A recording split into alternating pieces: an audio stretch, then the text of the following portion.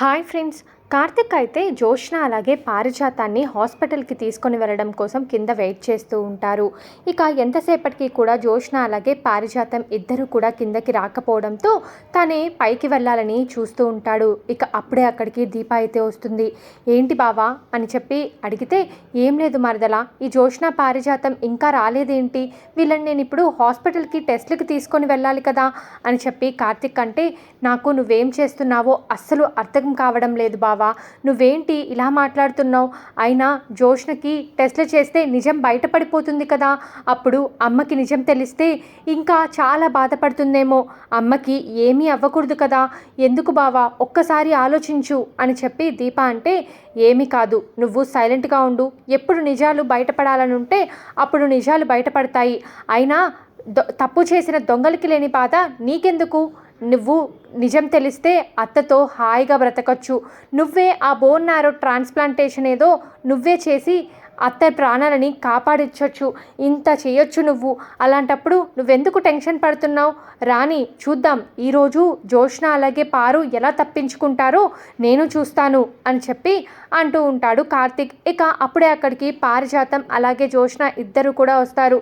రండి పెద్ద మేడం గారు, మీకోసమే వెయిట్ చేస్తున్నాను, ఇంతసేపు రాకుండా ఏం చేస్తున్నారు, అక్కడ హాస్పిటల్లో డాక్టర్ గారు వెయిట్ చేస్తుంటారు కదా అని చెప్పి కార్తిక్ అంటే, మాకు తెలుసు, మా అమ్మని బతికించుకోవడం కోసం నేను ఏమైనా చేస్తాను, బోన్ నారోనే కదా ఇచ్చేస్తాను, టెస్ట్లే కదా చేయించేసుకుంటాను అని చెప్పి జోష్న అయితే కార్తిక్తో అంటూ ఉంటుంది. కానీ లోపల మాత్రం ఈరోజు నా గురించి బయటపడాలనే కదా బావా, నిజాలన్నీ బయటపడాలనే నువ్వు ఇలా చేస్తున్నావని నాకు అర్థమైంది అని చెప్పి అనుకుంటూ ఉంటుంది.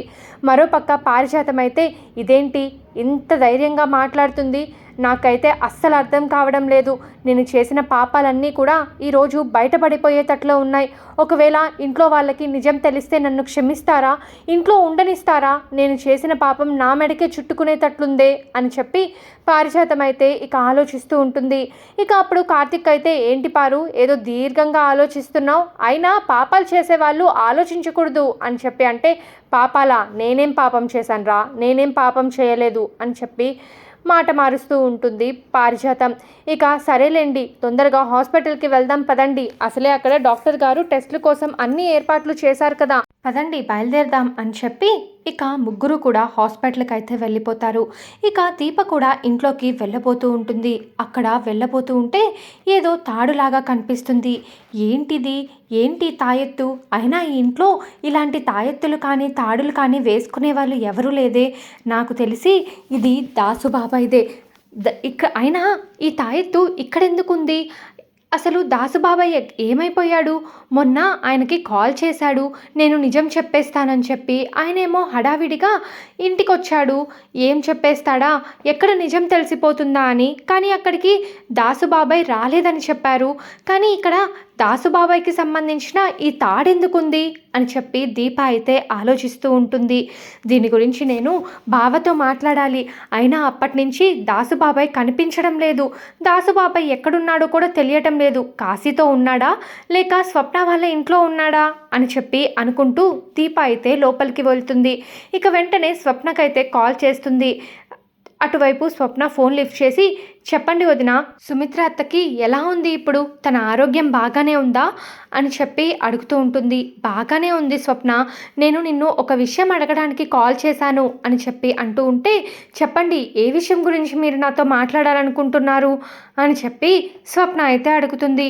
ఏం లేదు స్వప్న, దాసుబాబాయ్ ఎక్కడున్నాడు, ఇంట్లో ఏమన్నా ఉన్నారా అని చెప్పి అడిగితే, లేదు వదిన, నా 2 రోజుల నుంచి దాసుబాబాయ్తో నేను మాట్లాడలేదు, మొన్న నాకు కాశీకి గొడవ జరిగింది కదా, ఆ రోజు మామయ్య నాకే సపోర్ట్ చేశారు, కాశీని బాగా తిట్టారు, అప్పుడు వాళ్ళిద్దరూ బయటికి వెళ్ళారు అంతే, ఆ తర్వాత నుంచి ఆయన నాతో మాట్లాడలేదు, ఇంటికి కూడా రాలేదు అని చెప్పి స్వప్న అంటుంది. అవునా, సరే స్వప్న అని చెప్పంటే, ఏమైంది వదిన, ఎందుకు మామయ్య గురించి అడుగుతున్నారు, ఏమైనా ప్రాబ్లమా అని చెప్పి అడిగితే, ఏం లేదు, నేను నీతో మళ్ళీ మాట్లాడతానులే అని చెప్పి ఫోన్ పెట్టేస్తుంది దీప. ఇక ఆలోచిస్తూ ఉంటుంది, స్వప్న దగ్గరికి వెళ్ళలేదు, అలాగే ఇక్కడికి రాలేదు, మరి దాసుబాబాయ్ ఎక్కడికి వెళ్ళుంటాడు? ఏమై ఉంటుంది? అయినా నిజం చెప్పాలని వచ్చిన దాసుబాబాయ్ని మళ్ళీ ఈ జోష్న ఏమైనా చేసి ఉంటుందా? నాకెందుకో అనుమానంగా ఉంది. జోష్న ఏమైనా చేసైనా ఉంటుంది. వెంటనే ఈ విషయం గురించి నేను బావతో మాట్లాడాలి అని చెప్పి దీప అయితే అనుకుంటూ ఉంటుంది. ఇక సుమిత్ర దగ్గరికి వెళ్ళి, మీరేమన్నా తింటారా? ట్యాబ్లెట్స్ వేసుకున్నారు కదా, ఇప్పుడు మీకేమన్నా కళ్ళు తిరుగుతున్నాయా అని చెప్పి అంటూ ఉంటే, ఇక సుమిత్ర అయితే, నా కన్న కూతురు ఉంది కదా, నాకేమీ కాదు, నువ్వు ఇంకేమీ టెన్షన్ పడద్దు దీప, నా కన్న కూతురు నా గురించి అన్నీ చూసుకుంటుంది, నా క్షేమం గురించి ఆలోచిస్తుంది. చూసావు కదా, డాక్టర్ అలా చెప్పగానే టెస్ట్లు ఇవ్వడానికి హాస్పిటల్కి కూడా వెళ్ళిపోయింది.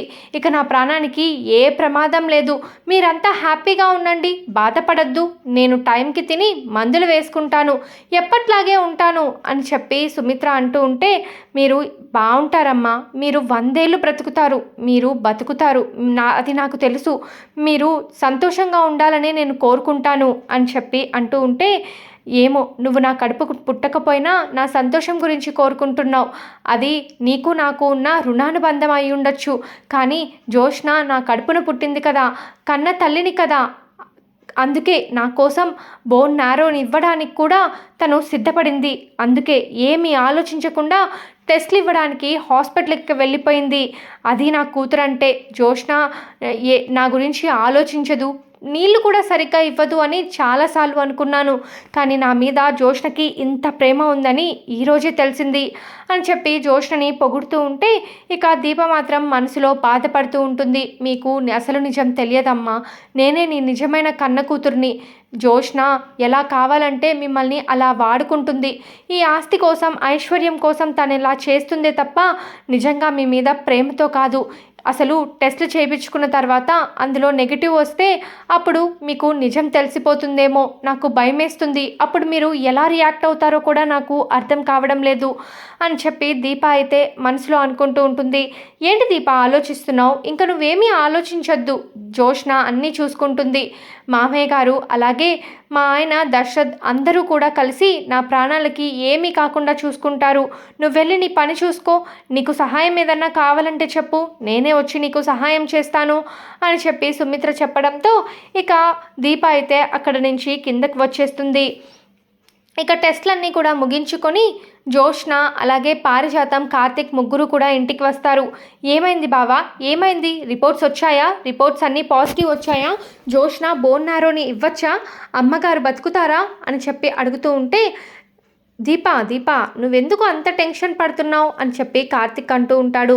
ఇక పారిజాతం అయితే, నీకెందుకే అంత టెన్షన్, నువ్వేమన్నా సుమిత్ర కన్న కూతురివా? కన్న కూతురే సైలెంట్గా ఉంది, నువ్వు మాత్రం ఇలా మాట్లాడుతున్నావు, వెళ్ళి పని మనిషిలాగుండు అని చెప్పి దీపని అంటూ ఉంటే, ఇక శివనారాయణ అయితే, నోర్మొయ్ పారిజాతం, ఏం మాట్లాడుతున్నావు నువ్వు మతి ఉండే మాట్లాడుతున్నావా? దీప సుమిత్రకి అలా జరుగుతుంది, బాగలేదు అని తెలిసినప్పటి నుంచి ఎంతలా బాధపడుతుందో, ఎంతలా విలవిలలాడిపోతుందో కల్లారా చూస్తున్నాం, అలాంటిది నువ్వు దీపని ఇలా అంటావా అని చెప్పి శివనారాయణ అంటూ ఉంటాడు. అది కాదండి, మనమే టెన్షన్లో ఉన్నాం, సుమిత్రకి ఏమవుతుందా అని చెప్పి. ఆయన ఇన్ని క్వశ్చన్స్ అడుగుతూ ఉంటే ఎలా చెప్పండి, అందుకే అన్నా అని చెప్పి పారిజాతం అయితే అంటూ ఉంటుంది. నోరు అదుపులో పెట్టుకొని మాట్లాడు, నోరు మంచిదైతే ఊరు మంచిదవుతుంది అని అంటారు.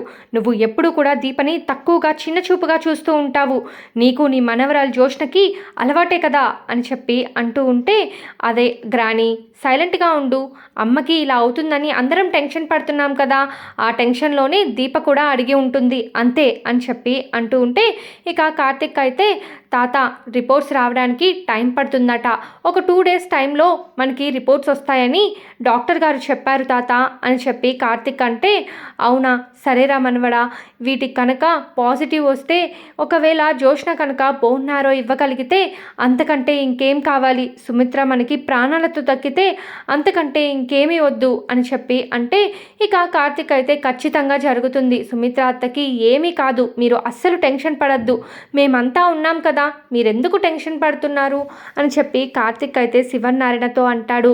ఇక పారిజాతం అలాగే జోష్న ఇద్దరు కూడా పైకి వెళ్ళిపోతారు. ఇక కార్తిక్తో అయితే దీప ఇలా అంటూ ఉంటుంది, బావా నీకు ఒక ముఖ్యమైన విషయం చెప్పాలి, నువ్వు ఆ రోజు దాసు బాబాయ్ వచ్చి నీకు కాల్ చేసి నేను ఇంటికెళ్ళి శివనారాయణ గారికి నిజం చెప్పేస్తాను అన్నాడు కదా, అప్పుడు నువ్వు పరుగు పరుగున ఈ ఇంటికి వచ్చావు. మరి ఆ రోజు దాసు బాబాయ్ని కలిసావా అంటే కలవలేదు, ఆయన అసలు ఇంటికే రాలేదు అని చెప్పావు కదా. మరి ఆ రోజు నుంచి దాసు బాబాయ్ నీకేమన్నా కాల్ చేశాడా, నీతో ఏమన్నా మాట్లాడా అని చెప్పి దీప అడిగితే, లేదు దీప, ఎందుకు అడుగుతున్నావు, అయినా ఇప్పుడు దాసు మామయ్య గురించి నువ్వెందుకు మాట్లాడుతున్నావు అని అడిగితే, అలా ఏం లేదు, ఈరోజు నేను మీతో మాట్లాడడానికి కిందకు వచ్చాను కదా, మీరు హాస్పిటల్కి వెళ్ళిన తర్వాత నేను ఇంట్లోకి వస్తూ ఉంటే ఇదిగో నాకు ఈ తాడు కనిపించింది, ఈ తాడు ఎవరిదో నీకు తెలుసా అని చెప్పి దీప అంటే, ఈ తాడు దాసు మామయ్యదే కదా, దాసు మామయ్య మెడలో ఎప్పుడు కూడా ఈ తాడు ఉంటుంది, చెప్పు ఈ తాడు నీకు ఎక్కడ దొరికింది అంటే, ఇక్కడే బావా, ఇక్కడే ఈ కారు దగ్గరే బయట దొరికింది అని చెప్తే, ఓ అంటే మామయ్య ఆ రోజు ఇంటికి వచ్చాడు, నిజం చెప్పేస్తాడన్న ఇదితో ఈ జోష్ననే దాసు మామయ్యని ఏదో చేసి ఉంటుంది అని చెప్పి కార్తిక్ అంటే, ఇక ఆ మాటలకి దీప అయితే అవును ఖచ్చితంగా ఏదో చేసి ఉంటుంది, పోయినసారే దాసు మామయ్య ప్రాణాలు తీసేయాలని చూసిన జోష్న ఇప్పుడు ఏం చెయ్యదని గ్యారంటీ ఏంటి అని కార్తిక్ అంటే, దీప వచ్చేసి నాకు అదే అనుమానంగా ఉంది బావా, దాసు బాబాయ్ ప్రాణాలకి చాలా ప్రమాదం ఉంది, ఈ జోష్న తను అనుకున్నది నెరవేరడం కోసం ఏమైనా చేస్తుంది, ఇప్పుడు దాసు బాబాయ్ ఎక్కడున్నాడో తెలుసుకోవాలి అని చెప్పి అంటూ ఉంటుంది దీప. ఈ మాటలన్నీ కూడా పారిజాతం వింటుంది.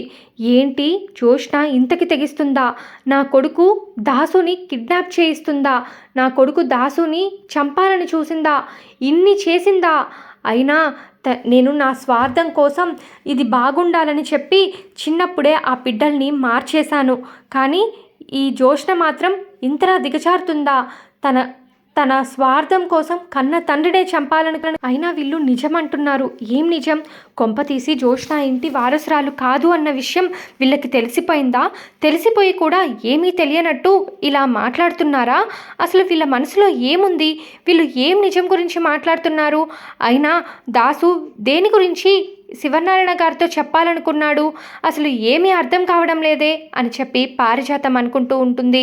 ఇక దీపతో అయితే కార్తిక్ ఇలా అంటూ ఉంటాడు, దీప ఎలా అయినా సరే దాసు మామయ్యకి ఏమీ కాకుండా మనం చూడాలి, పోయినసారే ఆయన ప్రాణానికి చాలా ప్రమాదం జరిగింది, నాకు తెలిసి ఇప్పుడు జోష్న మామయ్యని ఏదో ఒకటి చేసి ఉంటుంది అని చెప్పి కార్తిక్ అంటే, అవును ఏమైనా చేసుంటుంది, తన స్వార్థం కోసం ఏమైనా చేస్తుంది కదా, ప్రాణాలైనా తీసేసి ఉండొచ్చు, ఇప్పుడు దాసు బాబాయ్ బ్రతుకున్నాడా లేదా అన్నది కూడా అర్థం కావడం లేదు అని దీప అంటే, లేదు ఖచ్చితంగా బ్రతికే ఉన్నాడు, ఇప్పుడు కనుక దాసు మామయ్యని కనుక చంపేస్తే జోష్నకి చాలా పెద్ద ప్రమాదం, అందుకే దాసు మామయ్యని చంపదు, ఎక్కడో ఒక దగ్గర కిడ్నాప్ చేసి దాచిపెట్టి ఉంటుంది, అది ఎక్కడో మనం కనుక తెలుసుకున్నట్లయితే దాసు మామయ్యని సేఫ్గా విడిపించవచ్చు, ఆ జోష్న ఆగడాలన్నింటినీ కూడా మనం అరికట్టొచ్చు అని చెప్పి కార్తిక్ అయితే అంటూ ఉంటాడు. ఇక పారిజాతం అయితే ఈ జోష్న ఎంతకి తెగిస్తుంది, చిన్నప్పటి నుంచి దీనికి అష్టైశ్వర్యాలు అన్నీ దక్కాలని శివనారాయణ మనవరాలిగా బిడ్డని మార్చేసి మరీ పెంచాను, ఆ బిడ్డని మార్చి చంపేయమన్న పాపం నన్ను ఊరికే వదిలినట్లేదు, అందుకే ఈరోజు ఇది తన కన్న తండ్రి దాసు అని తెలిసినా కూడా దాసుని చంపాలని చూస్తుంది, కాశీని కావాలని కేసులో ఇరికించింది, తన స్వార్థం కోసమే అది చూసుకుంటుంది, ఇలాంటి దానికి నేను సహాయం చేస్తే నేను కూడా చాలా బాధపడతాను, అందుకే ఇంకా దీని గురించి ఖచ్చితంగా నేను ఈ శివనారాయణతో చెప్పేస్తాను, ఏదైతే అది అయింది, ఇంటి వారసురాలు జోష్న కాదు, నేను చేసిన తప్పు ఇది అని ఒప్పుకుంటాను అని పారిజాతం